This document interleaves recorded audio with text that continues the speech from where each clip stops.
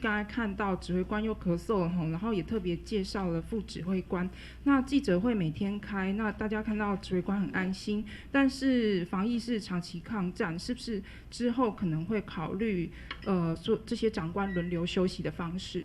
那为了因应我们一级的开设，那也要面对未来越来越严峻的国际的情况，所以我们特别在组织上面做了一些的变动。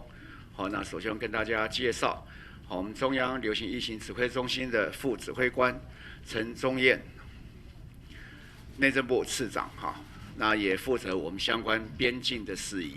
我想直接的两个部会这样子做一个密切的合作。那另外，我们也介绍中央疫情流行指挥中心的王美花物资组组长。那请问，就是量力而为这个原则大概指涉的是什么？这第一个问题。然后第二个问题是，刚才看到指挥官又咳嗽了然后也特别介绍了副指挥官。那记者会每天开，那大家看到指挥官很安心，但是防疫是长期抗战，是不是之后可能会考虑做这些长官轮流休息的方式？谢谢。好，非常谢谢你的关心那是少声两点了急了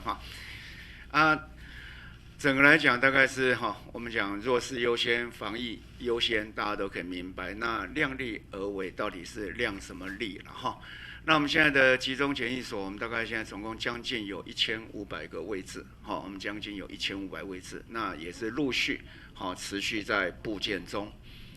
那整个的这样的一个往来，我们当然希望都是没有问题，当然最好。那但是呢，其中里面的变数仍然多。那这个变数也不是任何一方的问题，是因为现在这个病毒很诡谲。所以我们来讲这样一次我们接回400多个，能够好好的来安顿。那看看这里面后续的情况是怎么样，然后再做下一步的计划。那量力而为，就是我们有多少能力，我们就做多少事。那能够帮助越多的人，那当然是越好。但同样的一句话，总是基本上我们这个基地一定要把它守好，不能把这个基地弄坏了。那反而没有量力而为，那反而没有救到人，反而害到自己这样子也不行。